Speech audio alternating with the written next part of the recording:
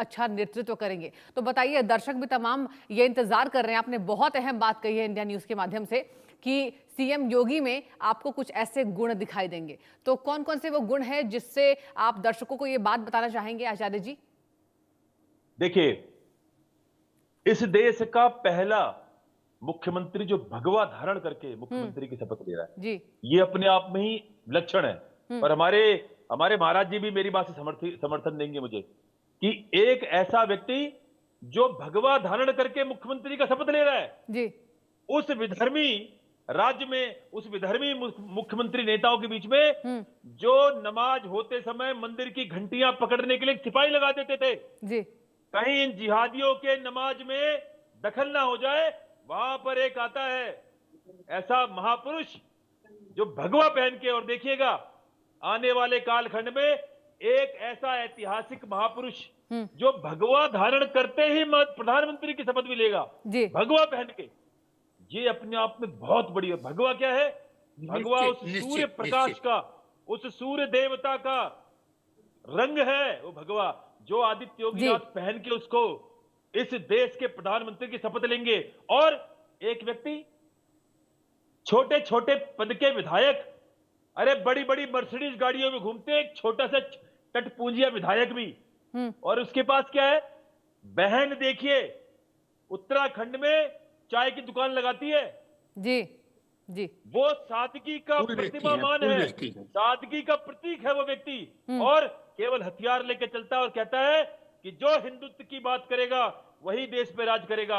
और आदित्य योगीनाथ, देखो आप 4 करोड़ जिहादी जिस राज्य में रहते हो, उस समय की कमी रहते हुए आचार्य जी, आपको और महाराज कल्की राम जी को मैं यही रोकना चाहूंगी। आप दोनों का बहुत सुना होगा, आचार्य प्रमोद कृष्णम जी ने कल्की अवतार को लेकर एक विशेष संदेश पूरे देशवासियों को दिया है आचार्य जी। तो आप इस चर्चा में अपनी क्या आज भविष्यवाणी करने वाले हैं और क्या कहेंगे कल्की अवतार को लेकर महाराज जी? देखिए, कल्की अवतार को लेकर के हमारे धर्म ग्रंथों में कलयुग के गुणों का उल्लेख किया है कि जब कलयुग में ऐसे ऐसे कृत्य होंगे तब भगवान का अवतार होगा। और जिन गुणों का उल्लेख किया गया है आज वह सभी परिलक्षित हैं। जैसे कहा गया है कि पिता पुत्री का भेद खत्म हो जाएगा, तुई से खेती होगी, और पति पत्नी का संबंध एक समझौते का आधार होगा, धन ही पति पत्नी के संबंधों का मापदंड तय करेगा, और सुई से खेती होगी, किसानों में हलचल होगी, और वैश्विक स्तर पर मानवता का दोहन होगा। धर्म 1000 आदमियों के बीच में, जैसे तुलसीदास ने लिखा है, नर सहस्त्र मां सुनहु पुरारी, कोई एक होई धर्म व्रतधारी। तो वो सारी चीजें आज हमारे समाज में हैं। जो जितने बड़ा झूठ बोलेगा उतने बड़ा विद्वान माना जाएगा, और जो जितने बड़ा मस्खरी करेगा वो उतने बड़ा धर्मात्मा माना जाएगा। तो ये सारी चीजें आज परिलक्षित हैं। और कलयुग में, क्योंकि जब समीक ऋषि के पुत्र ने महाराजा परीक्षित को श्राप दिया कि 7 दिन के बाद एक तक्षक नाग आपको डस लेगा, आप मर जाएंगे, तब महाराजा परीक्षित ने एक विशाल काय अनुष्ठान करवाया। तो वह अनुष्ठान मरने के लिए नहीं करवाया था, उस ब्रह्म ऋषि के पुत्र के श्राप से बचने के लिए करवाया था। 7वें दिन ठीक समय पर जब अनुष्ठान की पूर्णाहुति हुई, उमापति महादेव प्रकट हुए और उन्होंने कहा कि राजन क्या चाहिए? तो महाराजा परीक्षित ने कहा कि भगवान, आप तो जानते ही हैं कि आपका आवाहन किस उद्देश्य से हुआ है। वो इतना ही कहे, भगवान भोलेनाथ ने कहा कि राजन, जो जन्म लेता है उसकी मृत्यु भी निश्चित है, और इस ब्रह्म ऋषि के पुत्र के श्राप से आपको मुक्त भी किया जा सकता है, किंतु आज के बाद इस पृथ्वी से ब्राह्मणों का मान खत्म हो जाएगा। महाराजा परीक्षित धर्मात्मा शासक थे, स्वयं श्रीमन नारायण भगवान कृष्ण के भांजे थे, जिनकी रक्षा स्वयं कभी भगवान श्री कृष्ण ने अपने सुदर्शन से उस समय की थी जब अश्वत्थामा ने ब्रह्मास्त्र चलाया था।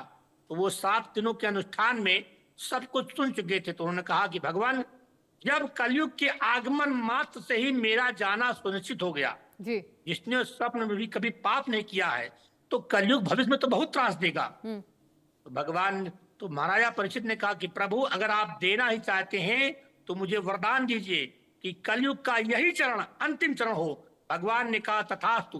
कलयुग हाहाकार करता हुआ प्रकट हुआ। कहा प्रभु, सतयुग ने अपनी पूरी आयु का उपभोग किया, त्रेता ने अपनी पूरी आयु का उपभोग किया, द्वापर ने भी अपनी पूरी आयु का उपभोग किया, और मेरे ही जब मेरा नंबर आया तो आप ऐसा कर रहे हैं। भगवान भोलेनाथ ने कहा कि हे कलयुग, तुमने छल किया है।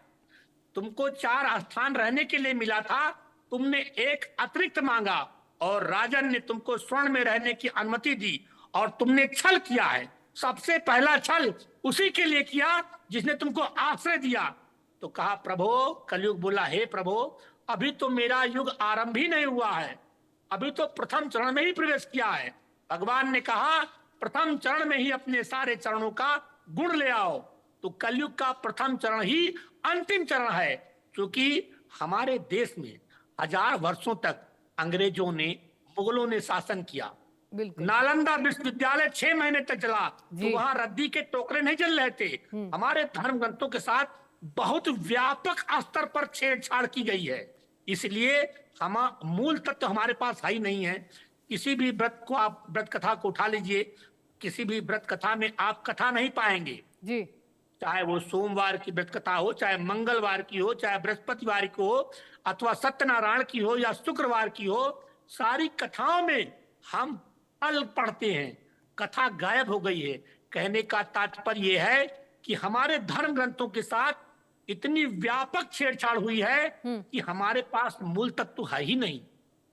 समय समय पर दैवीय प्रेरणा से उत्पन्न हुए अंशावतारों ने जो रचना की है, जैसे तुलसीदास जी हैं जी, श्री राम शर्मा आचार्य हैं, उन विद्वानों के कंठ पर भगवती महासरस्वती ने प्रकट होकर जो रचनाएं कराई हैं, हम उनका आश्रय लेकर के चल रहे हैं।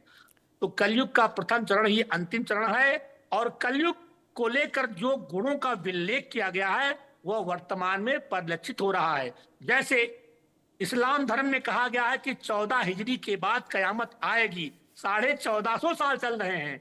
ईसाइयों में कहा है कि 2000 वर्ष के बाद हलाहल होगा, हम 2025 में हैं, और हमारा धर्म कहता है 21वीं सदी उज्जवल भविष्य, जिसके आरंभ होने में 17-18 वर्ष बाकी है जी। तो भगवान कल्कि के अवतार का समय चल रहा, पूरे विश्व में मानवता त्राय कर रही है। सनातन धर्म का शत्रु पूरा विश्व हो चुका है। दुनिया के किसी कोने में जाइए, सबसे पीड़ित सनातन समाज ही है।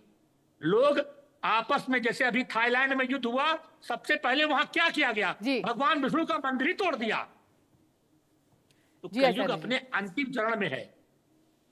ठीक है आचार्य जी, एक बार मैं रुख करूंगी आचार्य अरुण कृष्ण का। आचार्य जी ये बताइए कि धर्म और तर्क, इन दोनों में संतुलन कैसे बनाए रखें जब बात कल्कि अवतार की हो रही है? धर्म और तर्क जी, तो सनातन धर्म तो पूरी तरह से तर्क पे ही आधारित है जी। आप उपनिषद जब पढ़ेंगे, वेदांत पढ़ेंगे, तो वेदांत पे कहा गया कि तर्क, श्रद्धा क्या है, जो तर्क की कसौटी पे खरा उतरे वही श्रद्धा है जी। और आपको बताऊं कि आपको बड़ा विवादास्पद लगेगा, काफी एक कथावाचक की चर्चा हुई, उन्होंने कह दिया कि स्त्रियों को वेश्या, उसके लिए उनको खूब उन पे विचारों के पीछे दुनिया पड़ गई। लेकिन देखिए वाल्मीकि जी ने रामायण में क्या कहा, वाल्मीकि जी ने कहा स्त्रिय सो पोषण परा, वेश्या आचरण तत्परा, पति वाक्य मनाद्रिता सदा अन्न गृहित तत्परा, दूसरेषु करशति पुरुषेषु सदा स्पृहाम।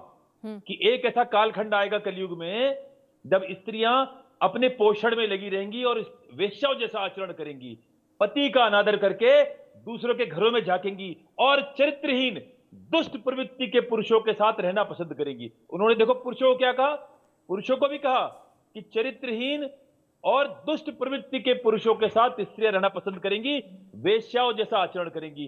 तो देखिए एक एक शब्द उस ब्रह्म ऋषि वाल्मीकि जी के आज स्पष्ट हो रहे हैं कि स्त्रियां क्या कर रही हैं। आज रील पे आप घटिया से घटिया बातें, हमने तो ये देखा भैया आज देवी जी कि माताएं जो दुग्ध पान करा रही हैं बच्चों को, उसको रील पे दिखा रही हैं।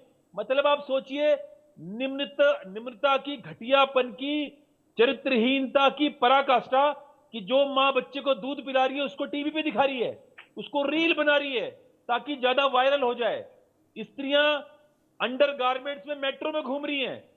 मतलब आप सोचिए क्या हो रहा है। एक दिन में 8 अरब पशु काटे जा रहे हैं, गाय भैंसें काटी जा रही हैं, पशुओं को खाने के लिए माना जा रहा है, पशुओं को, निरीह प्राणियों को भाज्य पदार्थ माना जा रहा है। तो आप सोचिए, अगर ये इस समय किसी महापुरुष का, किसी दिव्य पुरुष का प्राकट्य ना हो तो कब हो। और मैं ये मानता हूं, एक बात प्रमोद जी ने बड़ी अच्छी कही, इसी बात को मैं प्रमोद जी से पहले कह चुका हूं कि जब आपके बीच में वो महापुरुष, वो दिव्य पुरुष, वो योग्य युग पुरुष आएगा, तब आप उसे पहचान नहीं पाओगे। और मुझे लगता है उसके बहुत सारे लक्षण आपको योगी आदित्यनाथ के अंदर प्रलक्षित होते दिखते हैं। आप योगी आदित्यनाथ जी को देखिए, वो इस कालखंड के महापुरुष है, दिव्य पुरुष है। और देखिएगा, जब इस देश को बांग्लादेशी मुसलमान, भारत के मुसलमान, पाकिस्तान के मुसलमान, जिस कालखंड में, देख लीजिएगा, सब आपके सामने, हम भी यहीं पर है, 10 साल बाद, 20 साल बाद, 30 साल बाद, ये तीनों जगह के जिहादी मिलके जब हिंदुओं को, काफिरों को मारने का षड्यंत्र करके हमला करेंगे, तो जो युग पुरुष इसका नेतृत्व करेगा, वो युग पुरुष आदित्य योगीनाथ होंगे। और वही युग पुरुष होंगे जो आज के अवतार हैं। हमें दिखता नहीं है, क्योंकि जब राम आए थे तब राम के बारे में कोई नहीं जानता था। जब कृष्ण ने अपना दिव्य रूप दिखाया, भगवान कृष्ण को, तो अर्जुन हतप्रभ रह गए। और अर्जुन ने क्या कहा? सखेति मत्वा प्रसभम यदुक्तम, हे कृष्ण, हे यादव, हे सखेति अजानता महिमानाम तवेदम मया प्रमादा प्रणयेन वापी। हे कृष्ण, मैं तो तुम्हें एक अपना बड़े ही प्रेम से हे सखा, हे यादव कह के पुकारता था। मुझे ज्ञात नहीं था कि तुम स्वयं में भगवान हो, 6 गुणों के साथ इस धरती पर आपका प्रकट हुआ है। मैं तो आपको प्रेम से सखा और यादव कहता था। तब भी नहीं जानते थे लोग। अगर जानते तो दुर्योधन कभी कृष्ण की सेना नहीं मांगता, भगवान कृष्ण को स्वयं मांगता। अर्जुन को कहीं आभास था कि यही वो है जो इस महाभारत को नेतृत्व करेगा और यही मुझे विजय प्राप्ति मेरी सहायता करेगा। तो मुझे लगता है कि कल की अवतार को तो चलो 4 लाख वर्ष हैं, और जो जैसा लिखा हुआ पुस्तकों में, और वो श्रावण मास में शुक्ल पक्ष में जन्म लेंगे। लेकिन आज के युगावतार जो हैं वो आदित्य योगीनाथ हो चुके हैं। मैं चाहता हूं इस देश के 100 करोड़ हिंदू अपनी जाति प्रथा, अपनी जाति भेदभाव छोड़ के केवल एक चीज पर अपना केंद्रित करे मन को और ध्यान को और शरीर को और अपने श्रम को, वो आदित्य योगीनाथ की शक्ति बनने में। जिस दिन आप समस्त हिंदू आदित्य योगीनाथ की शक्ति बनेंगे, उस दिन आप देखोगे, आपको लगेगा कि वो अवतार यहां पर आ चुका है। तब आपको आभास होगा, जब उन शत्रुओं का, राक्षसों का, जिहादियों का, जो मानवता को, पशु पक्षियों को, दूसरों को इसलिए खत्म करना चाहते हैं क्योंकि वो किसी एक विचारधारा को नहीं मानते, जो पूरी तरह से विचारधारा 1400 वर्ष पहले आई और पूरी तरह से असत्य और झूठ पे आधारित है। उस विचारधारा को ना मानने वालों को मारा जाएगा। इस विचारधारा की लड़ाई आने वाले कल में बहुत ही भयंकर रूप लेगी। और उस भयंकर युद्ध का जो नेतृत्व करेगा, हम भी नेतृत्व करेंगे उसका, लेकिन जो महान नेतृत्व करेगा वो आदित्य योगीनाथ जी होंगे, और वही आज के युग पुरुष हैं। आचार्य जी, आपने बहुत अहम बात कही है मुख्यमंत्री के बारे में, योगी आदित्यनाथ जी के बारे में। ये बताइए कौन सी खास बातें हैं? देखिए, आपने बहुत गहन चर्चा की है इस विषय पे कि आपको उसमें उनमें कुछ ऐसा रूप दिखाई देता है और जो बाद में अत्याचारों को कम करेंगे और यहाँ पर भारत का एक अच्छा नेतृत्व करेंगे। तो बताइए, दर्शक भी तमाम ये इंतजार कर रहे हैं। आपने बहुत अहम बात कही है इंडिया न्यूज़ के माध्यम से कि सीएम योगी में आपको कुछ ऐसे गुण दिखाई देंगे।